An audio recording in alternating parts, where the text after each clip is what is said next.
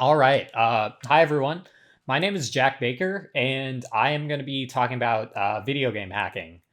So, my sort of introduction to computers and programming and hacking was through video games. I started programming little video games as a teenager, and that turned into trying to hack video games. And that sort of turned into my career a little bit later in life. And so, when I got into sort of the corporate world of doing cybersecurity, pen testing, reverse engineering sort of stuff, I noticed that there were a lot of tools and techniques that I had learned as a game hacker that really weren't all that common in the more corporate reverse engineering and bug hunting world. So this is sort of my attempt to take those techniques, take those things that I already knew how to do, and adapt them to this different world with its own techniques, its own tools, and stuff like that. So, with that being said, let's get into the first sort of lesson that I learned as a game hacker, and this is sort of how to find a needle in a haystack. So, if you have done any video game development or any video game reverse engineering, or really just downloaded a video game, you've probably noticed that video games are really big pieces of software. And of course, part of this is just that they come with all this extra stuff. There's 3D models, there's textures, there's art, there's music, all this stuff. But it's also because video games have a lot in them, and a video game engine has a lot of different parts going on. They're very complicated systems. So if we were to think of a video game engine as this really crappy block art, I'm sorry, I'm not an artist. The part that's probably relevant to us as a game hacker is really just the component of the game engine that is relevant to gameplay. But there's all this other stuff in there. There's the rendering engine that is responsible for the actual visuals. There's audio, there's input, there's all sorts of different things that are important and need to be there, but aren't really relevant when you're trying to hack a game. They're not what you're looking for. And even if we were to take the gameplay section of code and look at just that, even that is a big world in and of itself, with things like, the physics engine, the artificial intelligence, all these things that, again, are pretty big components of software and are very important, but aren't really what we're looking at for the most part. And if we were to drill down to maybe just like the parts of code that are related to our player, to the actions that we are performing, even that is a reasonable amount of code, and the actual stuff that might be relevant to our purpose is just this tiny little dot in this big system that is the game engine and the actual game software. So this is a really relatable problem if you've been doing, reverse engineering, because a lot of times you run into these big code bases where you don't really care about everything. You're not trying to do a full, 100% reverse engineering something back to source. You're just maybe you're looking for bugs, or you're looking for specific capabilities and how they work. So in game hacking, there is this technique that is very common for basically isolating just the code that we're looking for a particular purpose. And this technique is sort of what you'll see in like a lot of game hacking 101 tutorials. And so there are a lot of names for this technique, but I like to call it differential searching. And so this technique was basically pioneered by a tool called Cheat Engine. Cheat Engine's been around for a long time. It's still very frequently used, and it's arguably the most influential game hacking tool. It's very useful, does a lot of cool things, and we're going to talk about probably the most common one that you use Cheat Engine for. So differential searching is basically consists of snapshotting a process's memory repeatedly and repeatedly searching that memory for some sort of differential. So basically looking for values that have increased since our last search, or have decreased, or have changed in some way, or haven't changed at all. And so I'm going to give an example of how this works and how we can use differential searching to go from basically a black box. We don't know anything about the software. We're not opening it up in a disassembler or decompiler or anything. And we're going to, with some relatively simple techniques, find the code that is specifically relevant to a value of our choosing. So in this case, we're playing our game, and our goal is basically to manipulate our health. So this is real sort of game hacking 101 stuff. We're going to try to do like an infinite health hack. And so we're here. We know that our character's health is 5. We've got the 5 hearts. So the first thing we're going to do is we're going to search the game's memory for the value of 5.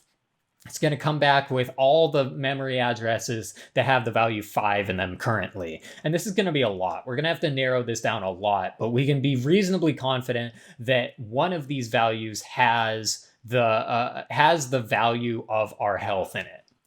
And so the next thing we're going to do to narrow this down is we're going to cause our value to change. We're going to take damage, and now we know our health value is 4. And we're going to search again, and we're basically going to say, okay, of all those values from the last search, of all those that used to be 5, which one of those are now 4? And that's going to narrow it down some more. And we're going to basically continue this iterative process until we found our health value in memory.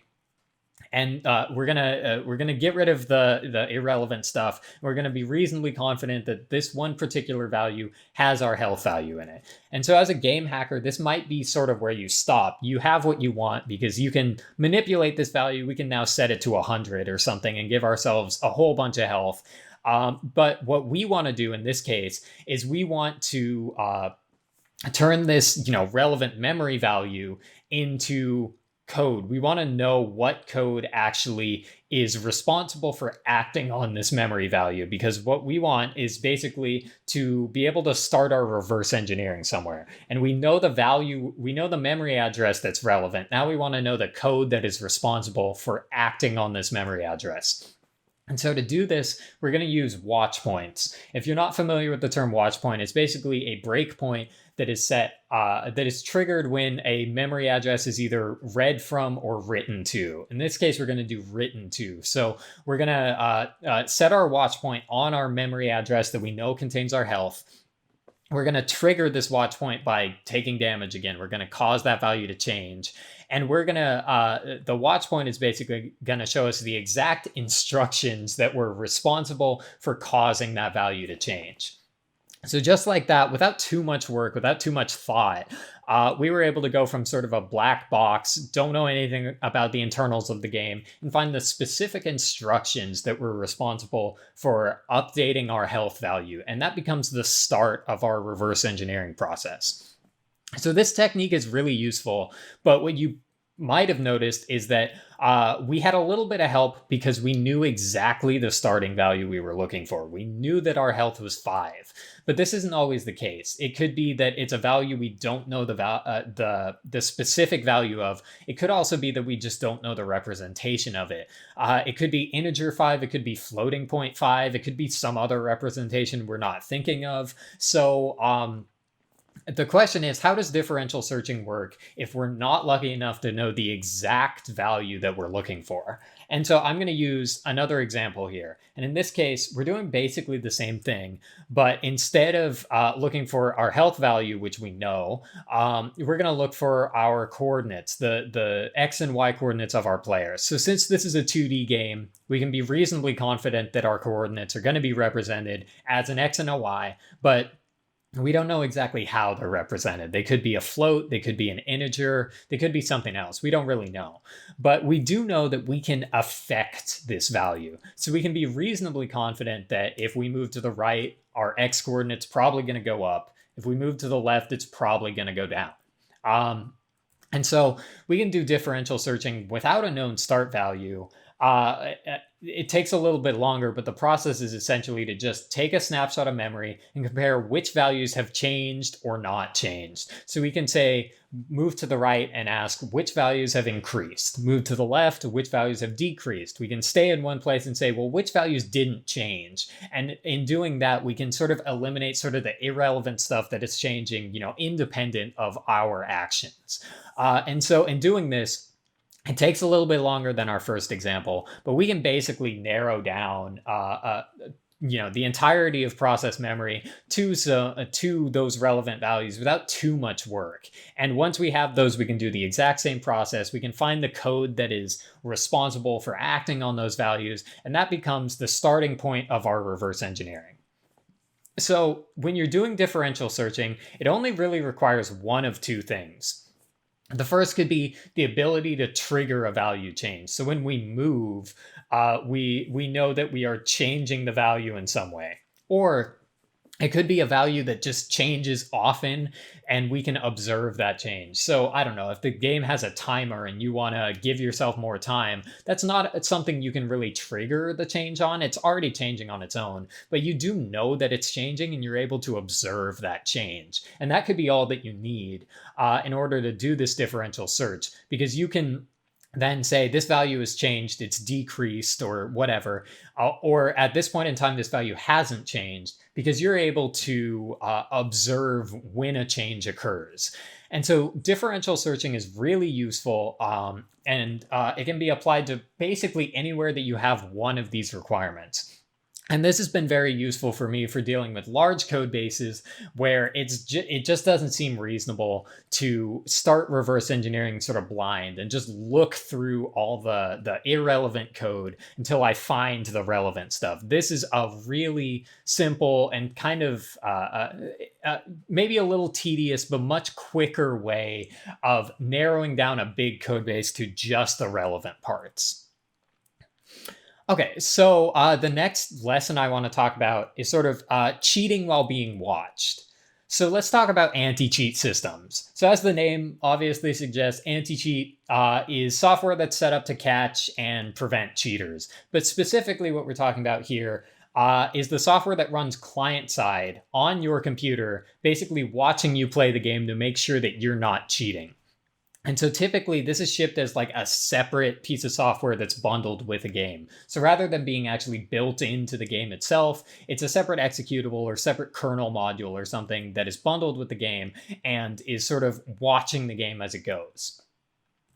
When I'm talking about anti-cheats, I really want to talk about like modern anti-cheat systems, because there have been a lot of anti-cheat systems over the years. But I really want to talk about the complicated, really modern ones. So these are things like BattlEye, Vanguard, Easy Anti-Cheat, things that are used in the bigger games and have a lot of work put into making them resilient. Modern anti-cheats typically have a few things in common. At this point, they typically run partially or fully within the kernel.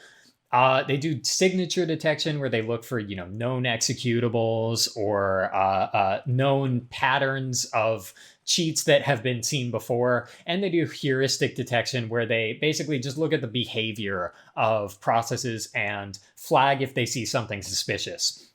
And anti-cheats typically will detect and stop most of the common process modification and process injection techniques. So if you've got an anti-cheat running on a game, you probably can't attach a debugger to it. You probably can't just write process memory or inject a thread into that process, because that's sort of what anti-cheat is there to stop. Those are the things that it's really good at stopping.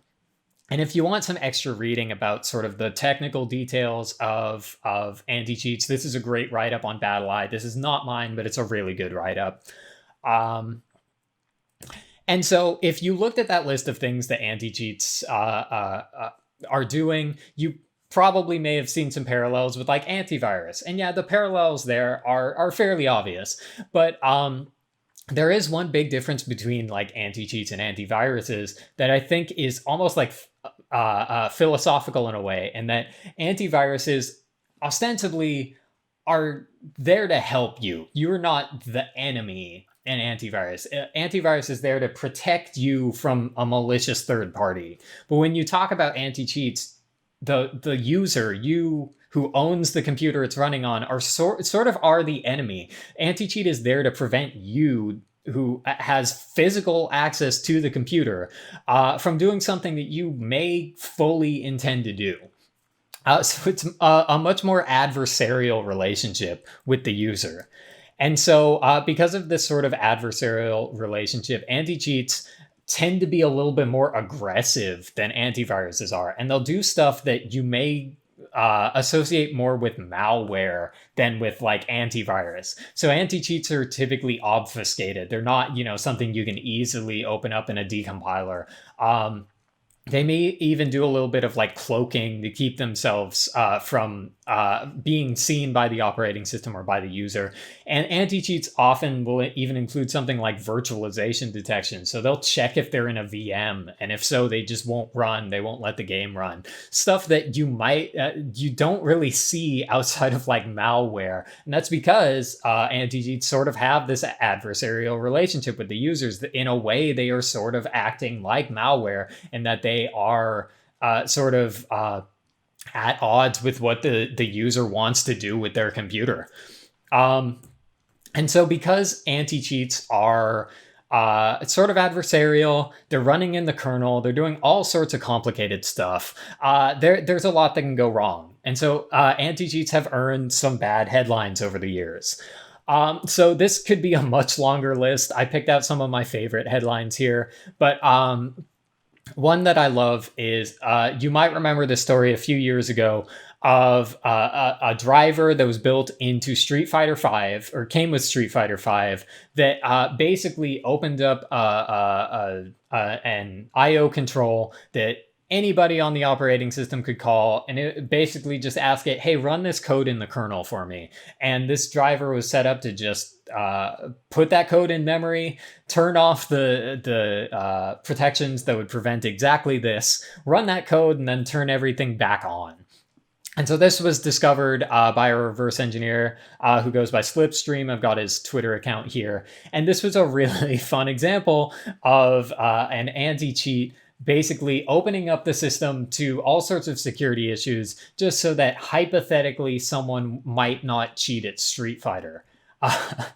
um, Another example I really like is the case of Denuvo Anti-Cheat, which was doing things that were suspicious enough looking that some antiviruses were doing heuristic detection and thinking, wow, this doesn't look right. This looks like malware to me, basically flagging the anti-cheat and making the game unplayable for users because they couldn't run the game because they couldn't start the anti-cheat.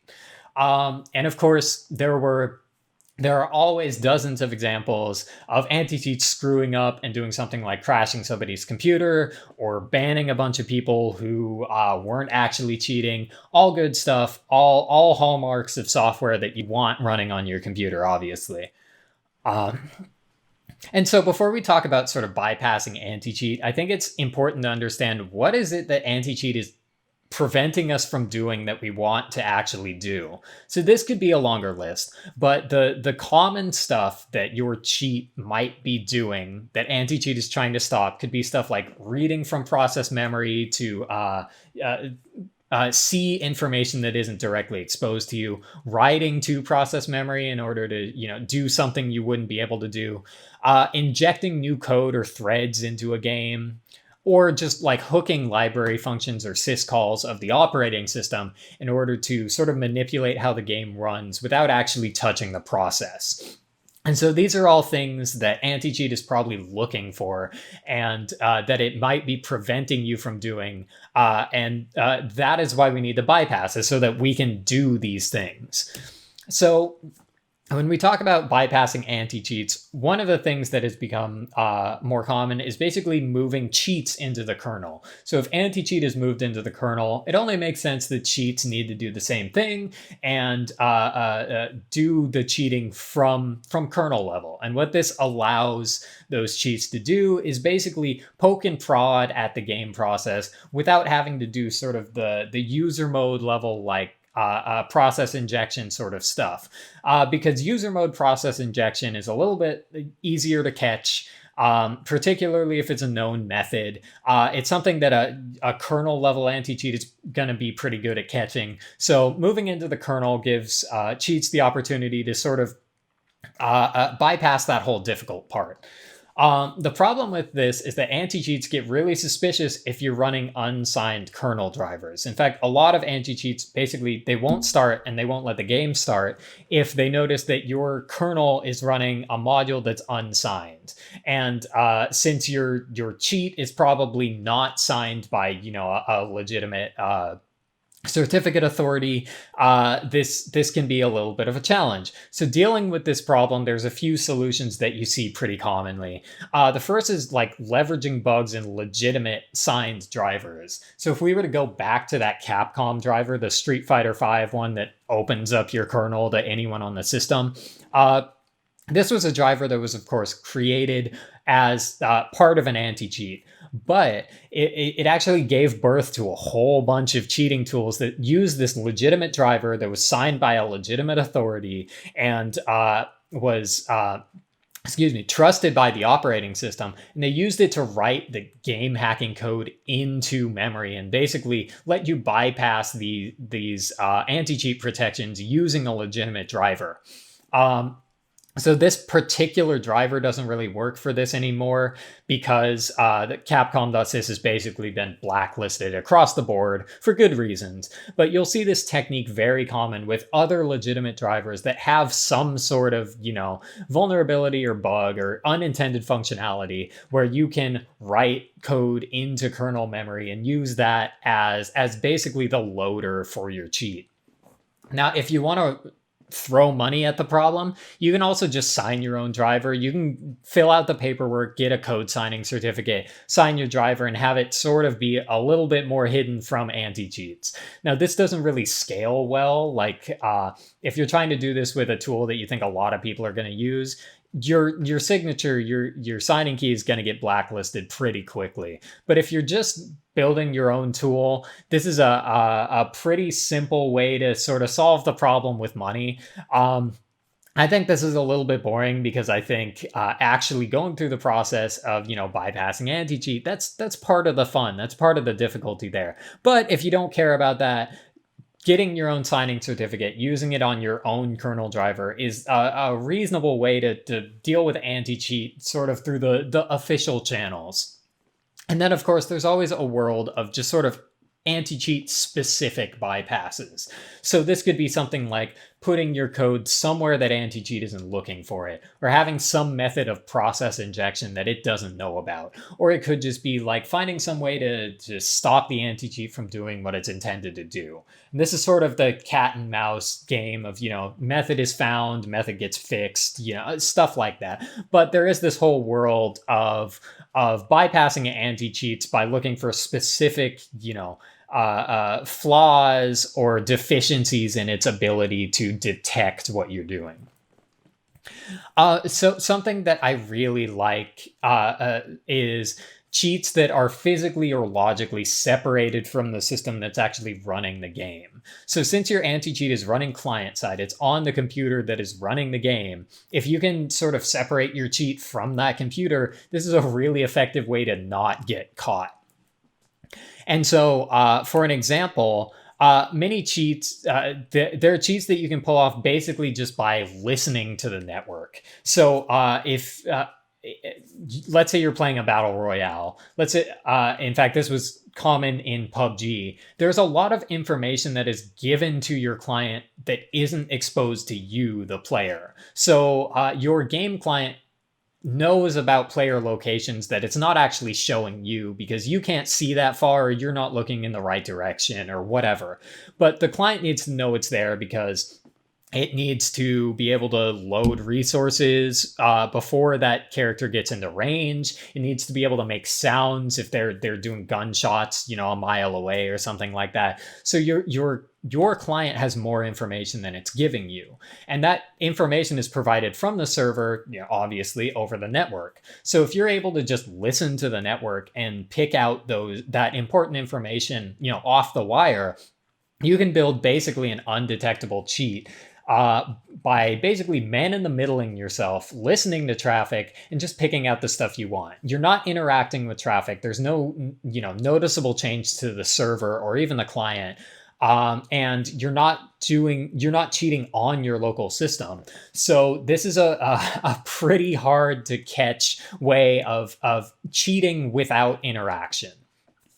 Now, this method does get a little bit more difficult once you apply some sort of like encryption layer to that game traffic. So this kind of attack, this what we call radar hacks, was really common in PUBG for a while before they added an encryption layer to the traffic. And so this gets more difficult because while your client obviously has the ability to decrypt that traffic, otherwise it wouldn't be able to read it. That decryption key is somewhere in the process. It's probably created in a way that you can't just guess it or something like that. And so you get back to the same point of, well, I need to read process memory, or I need to manipulate in some way so that I can get that key out and hand it off to my radar hacking tool. So this is sort of a cat and mouse game too, but these kind of hacks are still pretty common, and they're really useful and in my mind really clever when they work. Another example of sort of a logically separated cheat are cheats that basically separate themselves by appearing as a peripheral device. So when I was a teenager, I played an MMORPG and I really did not have the patience for it. So I bought this little like botting tool, and it came to me shipped as this tiny little, like, it looked like a USB stick. But it blew my mind because I would plug it in thinking, it would open up like a flash drive, and instead it would just start playing the game for you. And so I wasn't much of a reverse engineer, wasn't much of a programmer at the time, but I was so curious about how does this thing work? It's so interesting that I did a little research, and I figured out that when you plug this thing in, the computer doesn't see it as a flash drive. It sees it as a USB hub that's connected to a keyboard and a display device. And so assumably what the thing does is it just sort of reads the screen and types on a fake keyboard, kind of like you do, just looking at what is on the display and typing. And so this was really difficult to catch because there's not really anything there for an anti-cheat or for any protection to see. It just looks like a keyboard. It just looks like a display. It just looks like someone playing the game. And so this was kind of mind-blowing to me. And I wish that I still had this device because I would love to have done like a full teardown now that I have a little bit better of an idea of what I'm doing. But this always stuck with me of such a clever way to bypass those client level protections just by behaving in a way that looked as realistically as possible like a real user. So when we talk about bypassing anti-cheats, this has been, a really short list. There's a lot of ways you can do that. There's a lot of clever methods, but I just want to give sort of an overview and say that like a lot of these techniques that are used to bypass anti-cheats can be used to bypass antivirus or other security controls, things that you might deal with in like the regular corporate sort of day-to-day cybersecurity. And in fact, I would say that a lot of these techniques tend to be overkill for that kind of thing because antivirus isn't as aggressive as anti-cheats. You just don't need to go to this extent. But it's always nice to know that there are these really, intense methods, and there are game hackers out there building these really, sort of revolutionary bypass methods to deal with anti-cheats, and that they can be adapted whenever you need to bypassing, Kaspersky antivirus or something like that. And conversely, if you are a reverse engineer, there's a lot you can learn about sort of malware analysis by looking at anti-cheats because they do a lot of the same stuff. They are very, adversarial software to the user, and they have, a lot of funding and a lot of support behind them. So there's a lot that can be learned that you can apply to, regular reverse engineering that comes from looking at anti-cheats and looking at software that is built to stop hackers, game hackers, that is.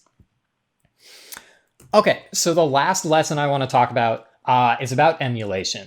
And so game hackers obviously did not invent emulation. Emulation has been a thing for a long time, but it is definitely true that when we hear the word emulation, we tend to associate it with something like playing N64 games on your laptop because emulation is so common in the context of video games, and so much work goes into emulating video games. And so as someone who has done a lot of embedded reverse engineering professionally, video game emulation has actually been a kind of a gold mine for me. So I'm going to tell a bit of a story here. But at work, I at one point was dealing with software that was written for a particular digital signal processor. Excuse me. And this digital signal processor was built in the early 90s. It wasn't really a long running model. It's not totally obscure, but it's not something really common either. And I just didn't feel like I was going to find an emulator for it. So I did, typical looking. I looked on GitHub, looked on Google, didn't really find anything, and sort of gave up on the possibility that I was going to find an emulator for this processor. And then, I don't know, a few days later, I just by pure coincidence, I was working at home on building one of those like arcade machine emulator tables. And I had this little Raspberry Pi. I was building MAME, the multi-arcade machine emulator, on this Raspberry Pi so that I could, emulate games on it. And I see a really familiar term scroll by in the, the GCC logs, and I realized that's the name of the digital signal processor that I was working on at work. And so immediately I go into the MAME source, I look at it, and I realize there's a full featured emulator for this kind of rare digital signal processor built into MAME, just so that someone can emulate the sound card of an arcade game from the early 90s. And so this sort of blew my mind, because I was like, oh my gosh, I never thought to look at MAME as something to be using for embedded emulation and embedded research outside of video games. Normally, if I wanted to emulate something, I'd look at like QEMU, and if it didn't work, which it pretty often didn't, I'd be like, oh gosh, I guess I'm out of luck.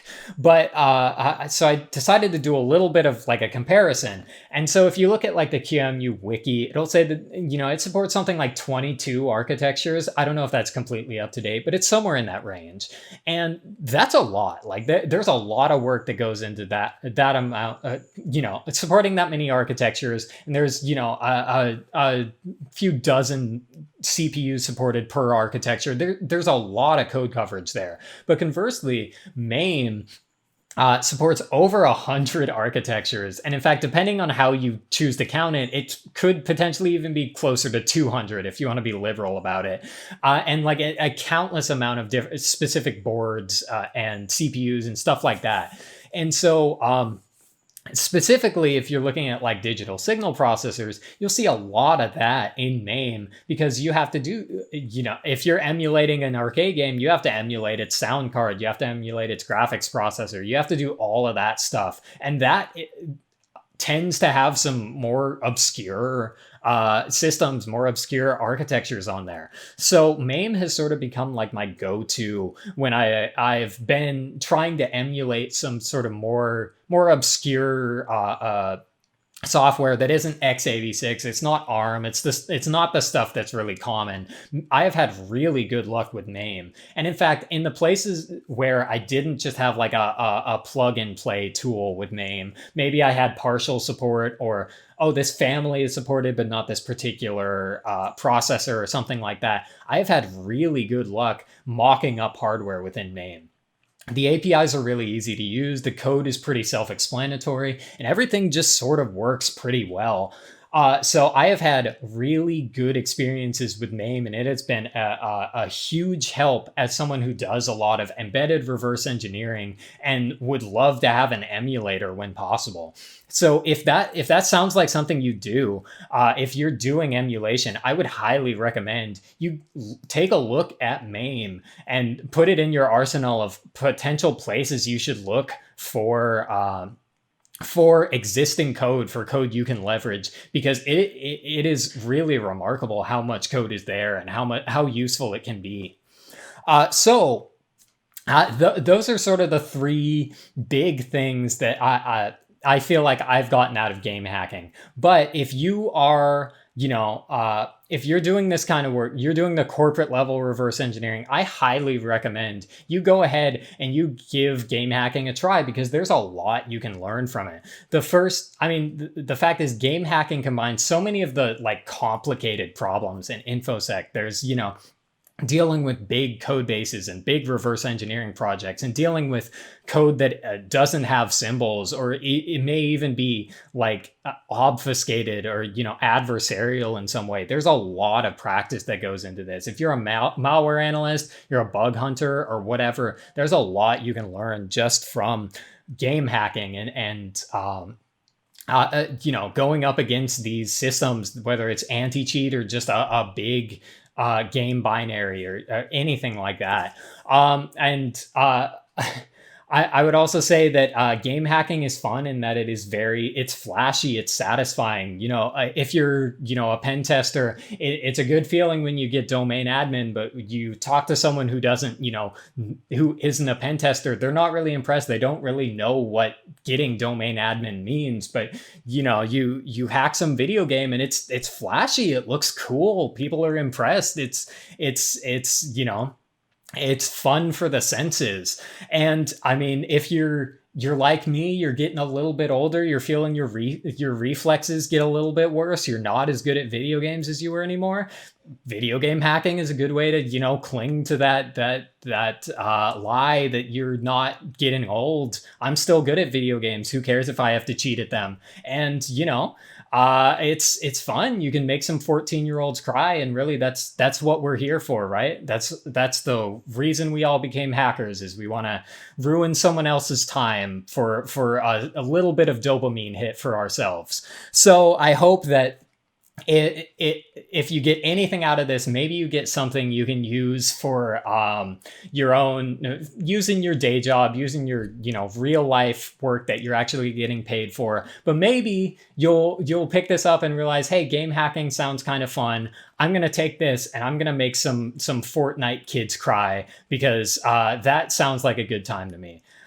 So hopefully we'll see you online. We'll get banned from something together.